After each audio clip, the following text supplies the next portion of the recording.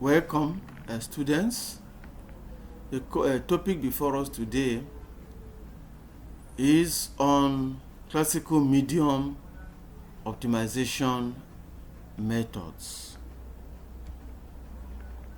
There are many strategies available which are often used to improve the efficiency of the production medium.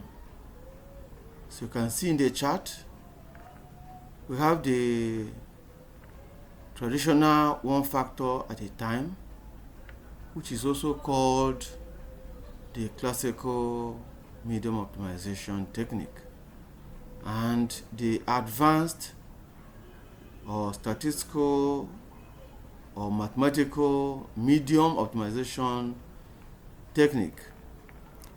But for today's class, we're going to be considering one factor at a time or classical medium optimization methods, because it is one of those strategies that is used to optimize the medium. And recall that medium optimization must be carried out before any large-scale production in the industry. In the classical medium optimization technique, only one factor or variable is varied at a time, while other factors or variables are kept constant. Those variables may include the carbon source or sources, the nitrogen sources, the sulfide sources, the temperature, the pH, the aeration, and others. So we see classical medium optimization technique is further subdivided into the removal experiments, the supplementation experiments, the replacement experiments, and the physical parameters. So you can choose any of the method or methods of classical medium optimization technique. But as I said before, it must be done at the laboratory scale before scaling up, as you can see in the chart over here. The removal experiment. In this type of experiment, all the medium components are removed from the production medium one by one.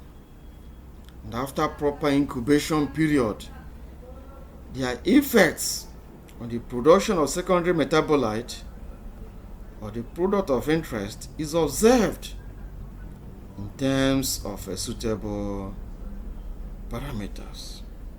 One typical example is that it was observed during the production of antifungal compound from Streptomyces capuamus that the removal of soybean meal or glycerol, sodium chloride from the fermentation medium decreased the yield by 20 to 40%.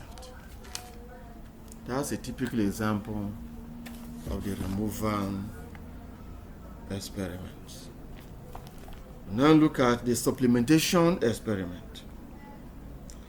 In supplementation experiments, generally performed to evaluate the effects of various carbon and nitrogen supplements on metabolite production.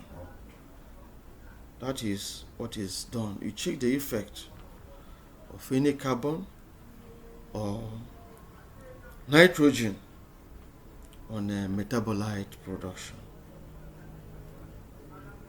You see the replacement experiments. It is a follow-up of the supplementation experiment, because those carbon and nitrogen sources that show enhancement effect on the desired metabolite production during the supplementation experiments are generally tried to be used as a whole carbon or nitrogen source. Finally, we look at the physical parameters. Apart from the chemical and biological variables that can be researched using the one factor at a time experiment, some researchers have used the classical methods to standardize the physical parameters such as the pH, the temperature, agitation, and aeration experiments for the fermentation processes. Thank you.